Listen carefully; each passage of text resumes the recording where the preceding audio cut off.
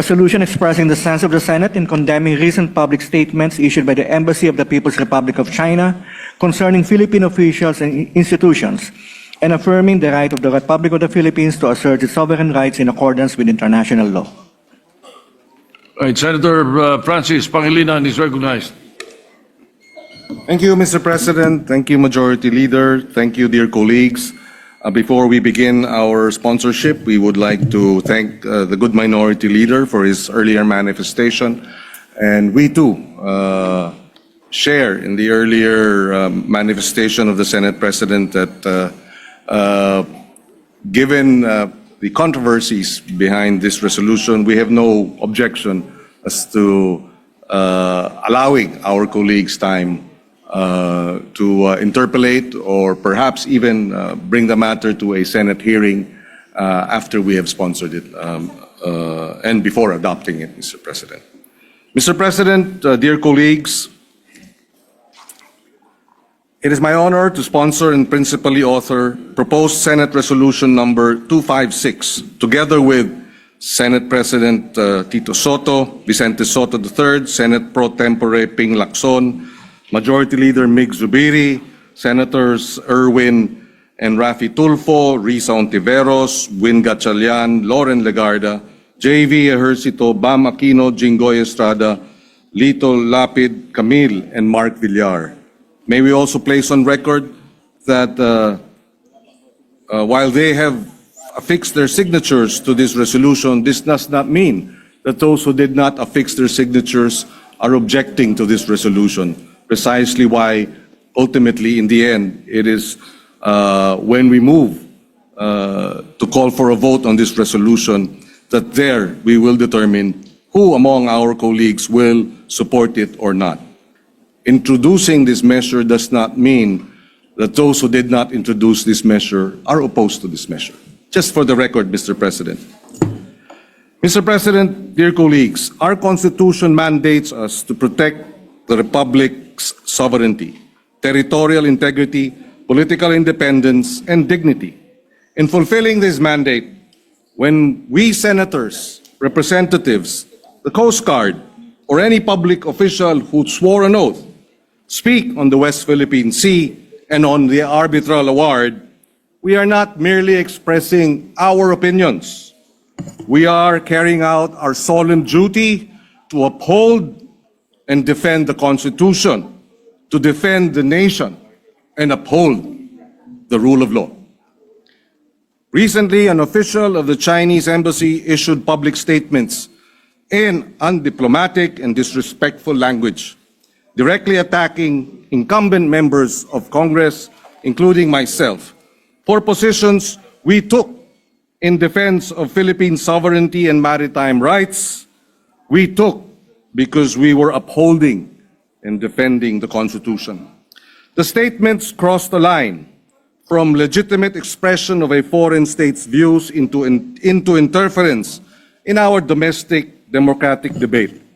By adopting this resolution, the Senate tells China and the world that this institution will not be cowed, that this institution will defend our nation's sovereignty, that this institution will defend and uphold our Constitution as we swore to defend and uphold the Constitution.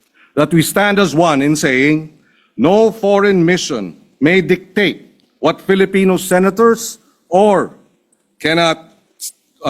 what Philippine senators can or cannot say in the lawful performance of their official duties. We may hold differing views on many matters, yet in this, we must stand together. We uphold our officials when they speak on behalf of our nation, and we safeguard our institutions when they are disparaged by outsiders. Second, this resolution is addressed to our own Department of Foreign Affairs. We acknowledge that the DFA last night issued a statement expressing serious concerns over the escalating exchanges and has made, quote, firm representations to the Chinese side. This action responds directly to our call in the whereas clauses of this resolution that the DFA engage the government of the People's Republic of China, quote, in accordance with international law and established principles of state relations, end of quote. But we must also note, while China has summoned our ambassador in Beijing over remarks made by Philippine officials at home, it is their embassy that has publicly disparaged our legislators, our officials of the armed forces, our officials of the Coast Guard, and questioned our motives, sought to restrict what we say in our territory. That imbalance must not be allowed. It is incumbent upon the DFA to protect the country's sovereign rights and, standing in the community of nations, do more. Go further. Third, our resolution addresses China's embassy in Manila. We know this pattern.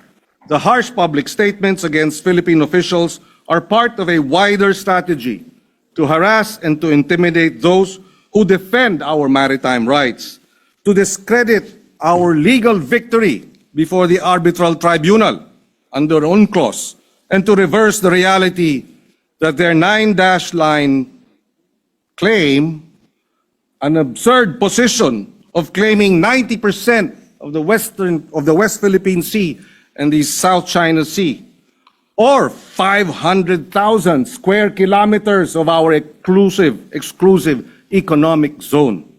We cannot allow this to pass. At sea, this strategy manifests as dangerous maneuvers, water cannon attacks, ramming and blockades against our vessels, and attacking our fishermen, harassing them in the West Philippine Sea. In words, it manifests as propaganda, disinformation, and now direct attacks against senators, Coast Guard officers, and other public servants. We know their goal: to make the Philippines doubt itself, to make the international community doubt the rulings, to employ the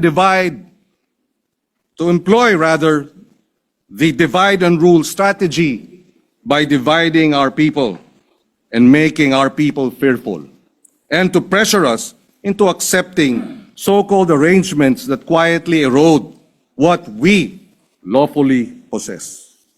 So we say this with firmness, but without hatred. This is not the job of a diplomatic mission. The role of a diplomatic mission is, above all, to practice diplomacy, to assist nations in overcoming disputes, to clarify and to bridge differences. It is not to provoke, not to disparage, and certainly not to insult and threaten those who speak for their country. Despite everything, it is with optimism that we expect that the Embassy of China to return to that proper role. The arbitral award will not disappear. The 9-dash line has been rejected. That reality cannot be reversed by trolling, by insults, or by pressure. Accept that the international law, particularly the UNCLOS, of which China is a signatory to, applies to all member states, that all parties need to work toward mechanisms that respect every claimant's country's sovereign rights and legitimate interests. We also thank the international community for their steadfast support of the rule of law, affirming the arbitral award and the Philippines' sovereign rights, as well as rights over our exclusive economic zone, for consistently calling out China on its escalating aggressive behavior in the West Philippine Sea. Pero higit sa lahat, ang resolusyon na ito ay para sa buong sambayanan. Sa ating mga mangingisda na naapektuhan, tuwing nagsasalita kami sa bulwagang ito tungkol sa ating karapatan sa ilalim ng pandaigdigang batas, kayo ang aming ipinagtatanggol. Pinagtatanggol ang karapatan ninyong mangisda ng malaya sa ating karagatan ng walang takot. Sa ating Coast Guard at Armed Forces, kasama ninyo ang Senado sa nananinindigan. Saludo kami sa inyong tapang at hindi namin kayo pababayaan. At sa lahat ng ating mga kababayan, lalo na sa mga kabataan, mahalaga ang ating relasyon sa China, pero sa ating kapayapaan, sa presyo ng pagkain, sa trabaho, kaya naman batas at diplomasya ang dapat pinipilit ipairal. Pero alam nating hindi pag-aatubili ang sagot sa mga bully. Hindi nabibili ng pananahimik ang kapayapaan at hindi nagtataguyod ang batas ng pag-aamo-amo. Respeto, paggalang, yan ang pinakamahusay na sandigan ng isang matatag at maayos na relasyon ng dalawang mga bansa. Ito ang gustong tiyakin ng resolusyon na ito. But beyond this resolution, we propose a way forward. As this year's chair of ASEAN, the Philippines has the opportunity to help conclude a rule-based, fair, workable, and lateralized mechanism on the conduct of parties in the South China Sea. We believe that such code of conduct be firmly anchored in international law, including UNCLOS and the principles reflected in the arbitral award. We ask our neighbors, partners, and allies, support the Philippines initiative, support ASEAN's effort to support a region where disputes are managed by law and dialogue, not by insults, bullying, force, or threats. Ngayon, sa panahong tumitindi ang pandaigdigang tensyon, sinisiguro ko, magkakasangga tayo. Senado, DFA, Armed Forces of the Philippines, DND, Coast Guard, BIFAR, buong sambayan ng Pilipinas, magkasangga tayo laban sa pangiinsulto, laban sa pagbabangga, sa pagwawater cannon at pakikipaghabulan sa ating mga mangingisda at sundalo. Iisa tayo bilang isang republika na nananindigan para sa ating mga karapatan at dignidad. Mr. President, colleagues, for all these reasons, I respectfully urge the adoption of Senate Resolution number 256. Maraming salamat. Majority Leader. Mr. President, we have several of our colleagues who want to co-sponsor the measure, namely Senator Jinggoy Estrada, Senator Erwin Tulfo, and Senator J.V. Ejercito. May we recognize Senator Jinggoy Ejercito for his sponsorship. Senator Jinggoy Estrada is recognized. Thank you, Mr. President. Mr. President, dear colleagues, I rise to co-sponsor a resolution expressing the sense of the Senate to condemn the unacceptable remarks of the Chinese Embassy in Manila against our Philippine officials with regard to the West Philippine Sea. I pose this question: what is the business of Chinese embassy officials criticizing our public officials and even calling them names, branding senators as helpers of Philippine Coast Guard Commodore J. Tariela in defending our rights in the West Philippine Sea because, as they claim, Commodore Tariela can't win over the argument. Hindi man ako sang-ayon sa naging gawin ni Commodore Tariela, ngunit hindi ito sapat na dahilan upang pakialaman ng Chinese Embassy ang internal affairs at soberenya ng ating bansa. This is not only an assault against individual senators, but an affront to the Philippine Senate as an institution. This representation joins the chorus in strongly condemning the pronouncements of the Chinese Embassy in Manila against our public officials. We should not just let this slide. There is no argument to begin with. The 2016 arbitral award is final and binding. Atin ang West Philippine Sea. This is all part of their tactics. They are looking to scare, coerce, and intimidate their neighbors to pursue their wild imaginary claims over our territories. Even after an arbitral ruling delivered a unanimous and enduring decision in 2016, firmly asserting that the Philippines has a full exclusive economic zone in the West Philippine Sea, invalidating China's claim to almost 80% of the Philippines EEZ. Both China and the Philippines, pursuant to their treaty obligations under the UNCLOS, are legally bound to comply with this decision. As your former chairperson of the Senate Committee on National Defense and Security, Peace, Unification, and Reconciliation, my position on the West Philippine Sea has always been consistent with the position of the Philippine government under President Ferdinand Marcos Jr. The UNCLOS and the arbitral award continue to be the foundation of our actions and policies on the West Philippine Sea. But China had no respect for the 2016 arbitral ruling and for the international law, just as they had no respect to our fishermen, even water cannoning them, to the Philippine Coast Guard and the Philippine Navy patrols, and recently to the elected senators of this republic. Namimihasa na kayo. O walang kaya. Sino ba pumapanig sa kanila sa pang-angkin sa West Philippine Sea? Ang sagot, halos wala. Hindi ang international na batas, hindi ang pandaigdigang komunidad, at lalong hindi ang mga bansang direktang apektado ng kanilang pang-angkin. Ang tinatawag nilang historical rights ay hindi kinikilala ng modernong batas pandagat, at ang pagdidikta sa pamamagitan ng lakas o puwersa ay hindi nagiging katotohanan kahit idaan pa sa pananakot at mapanganib na maniobra. Kahit gaano pa kadami at kalaki ang kanilang barko at kahit idaan pa sa propaganda na walang basihan. Mr. President, we as a nation will continue to assert our rights under international law. Our kababayans deserve nothing less than a government that firmly stands its ground in asserting our sovereignty and defending our nation's interest.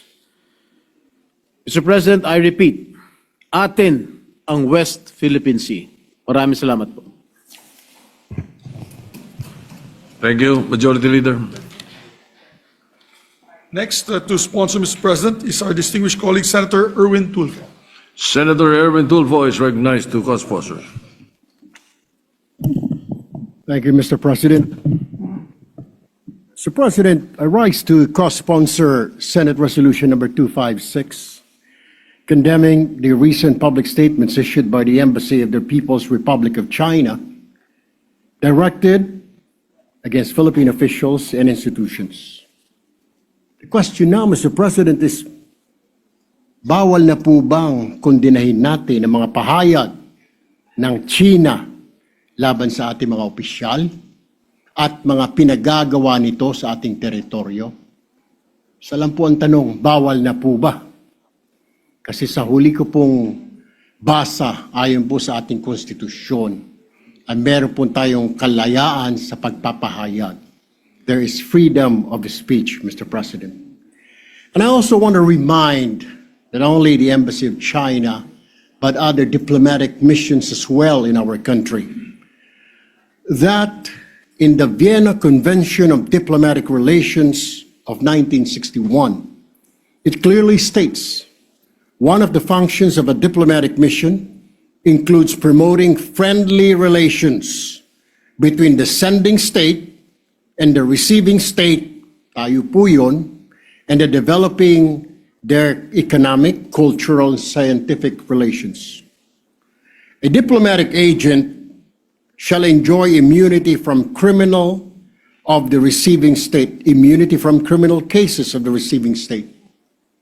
He shall enjoy immunity from its civil and administrative jurisdiction with exceptions.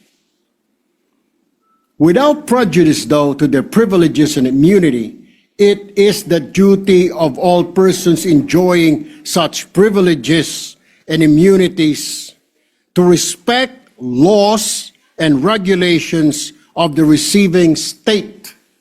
They also have a duty not to interfere in the internal affairs of the state. Paalala ko po, and I would like to remind all our diplomatic missions, to please review the Vienna Convention on Diplomatic Relations of 1961. Mr. President, malinaw din po sa Section 7, Article 2 of the 1987 Constitution that in our relations with other states, the paramount consideration shall always be national sovereignty, territorial integrity, national interest, and the right to self-determination. For years, the Philippines has acted with restraint and good faith. We have pursued peaceful negotiations. We have exhausted legal remedies and diplomatic processes. We have chosen dialogue over confrontation, law over force, and cooperation over conflict. But despite these efforts, China continues to engage in acts that intimidate and harass our fisher folks, endanger our Coast Guard, and question the authority of our institutions. Let me be clear, Mr. President, our commitment to peace does not mean acquiescence. Our preference for diplomacy does not mean silence in the face of bullying.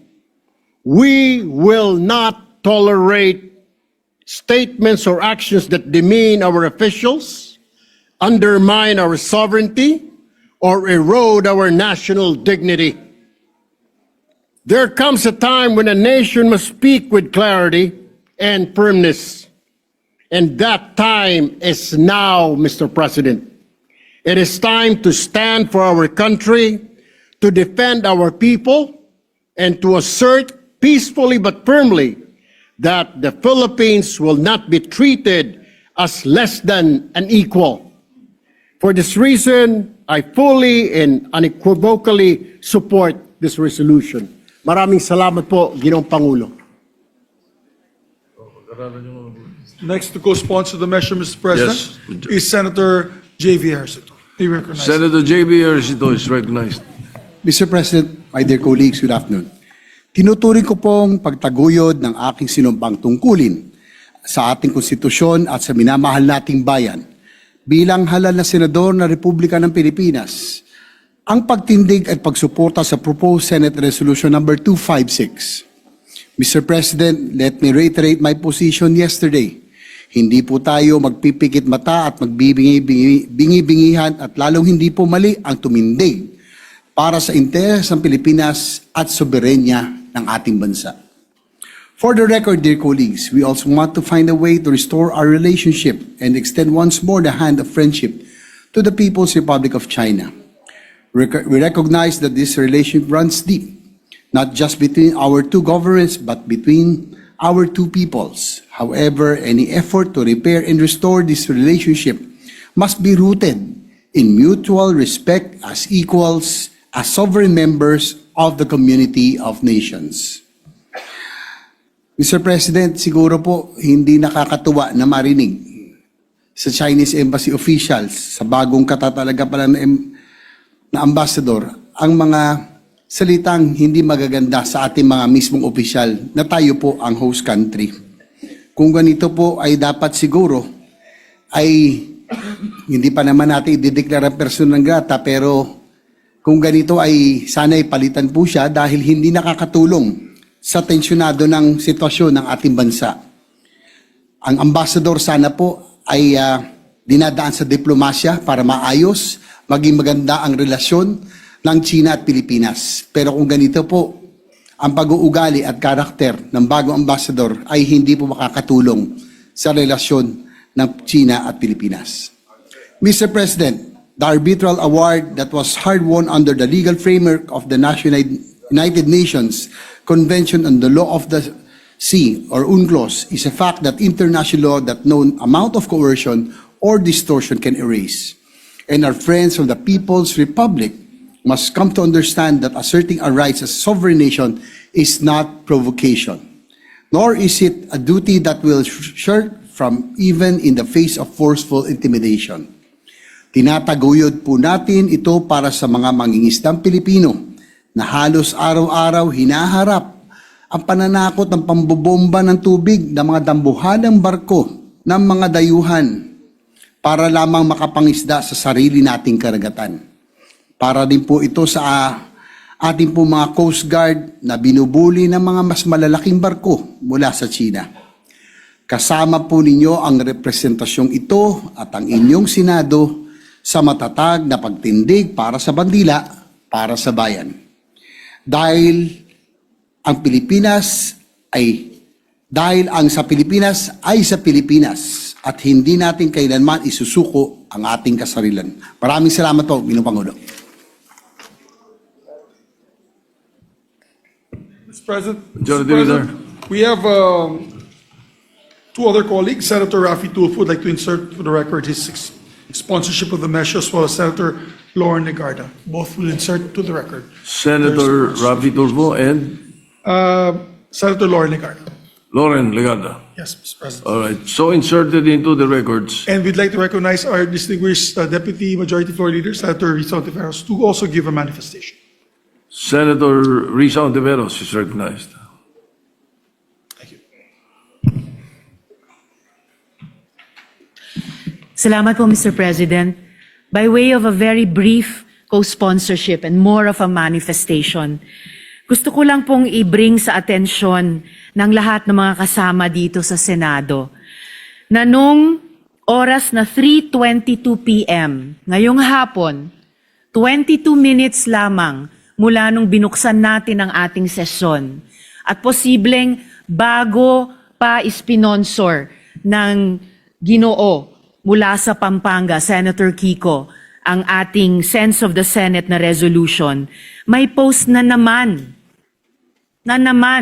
ang Chinese Embassy Manila tungkol sa paksa ng ating resolusyon. Ngayon naman, si Deputy Spokesperson of the Chinese Embassy, Guo Wei, sabi niya, echoes do not make a claim true. What matters is whether the argument stands up to scrutiny, not how many voices repeat it. At nirepost nila yung visuals ng 15 senators condemn Chinese embassy's criticism of Philippine officials. Na ang ibig sabihin ng unang linya ng post ni Deputy Spokesperson of the Chinese Embassy Manila, Guo Wei, gaya-gaya lang tayo sa isa't isa, tayong lahat na pumirma so far sa resolusyon. Ang ibig sabihin sa post niya, hindi daw tatayo yung ating pagkondena sa mga pinagsasabi nila bago pa ang araw na ito at hindi tatayo yung ating iginigiit na may karapatan at tungkulin tayong itaguyod ang pambansang interes. At minamaliit niya na halos 2/3 ng Senado ay pumirma nitong resolusyon. Ibig sabihin po, hanggang 36 minutes ago, half an hour before, salita pa rin ang salita ang Chinese Embassy Manila tungkol sa issue na ginawa natin ng resolusyon sa pamumuno ni Senator Kiko. Ganyan pa rin ang tono nila, bastos, walang paggalang. At gusto pa rin nila sila ang masusunod. Hindi lang sa dagat ng Pilipinas, hindi lang sa social media ng Pilipinas, pati sa Senado ng Pilipinas. Kaya saganang akin lamang po, Mr. President at mga kasama, yang ganyang consistent na pambabastos, walang pagrespeto, napaka-undiplomatic na stance, saganang akin lamang po, ay lalong nagbibigay ng urgency na maaprubahan ang ating resolusyon. Salamat po, Mr. President. Before anything else, allow me to first associate myself with the manifestations of the principal sponsor, Senator Pangilinan, and the other sponsors and our colleagues. Secondly, yes, we will be perhaps studying the resolution, but in the same light, I suggest that we study the possibility of declaring that particular person a persona non grata, and that is very very serious when the Senate does that. So I suggest that the Committee on Rules study the possibility. Senator Lacson is recognized. Thank you, Mr. President. This is a point of clarification, and I'd like to address this to the distinguished sponsor of the resolution. Did I hear you correctly when you said that you were amenable to holding committee hearings in relation to this resolution? Well, I was open to the suggestion. I did not actually say I was adopting it. Thank you but for I the was- clarification. And if I may, Mr. Senate President, I consulted ChatGPT. Only the head of state may declare persona non grata when it involves diplomats. So we can only recommend, if we want to recommend. So persona non grata sa Senate. Yeah, but we cannot declare any diplomat persona non grata, just to clarify, subject to validation by our lawyers in this hall, Mr. President. Thank you. Well, as I said, it is a suggestion, and let us study the possibility. Majority Leader? Thank you, Mr. President.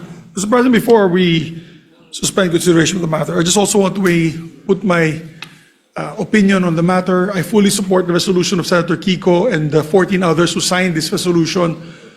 Gusto lang namin malaman ng Coast Guard at ating Philippine Navy na hindi sila nag-iisa, na marami sa gobyernong tumutulong at sumusuporta sa kanila. At sa tingin ko, buong bansa, kung magpa-survey po tayo, 90%, Mr. President, maybe 90+% of the Filipinos support our Coast Guard in protecting our islands that have been declared internationally, not just by us, but internationally as our territory, Mr. President, our exclusive economic zone.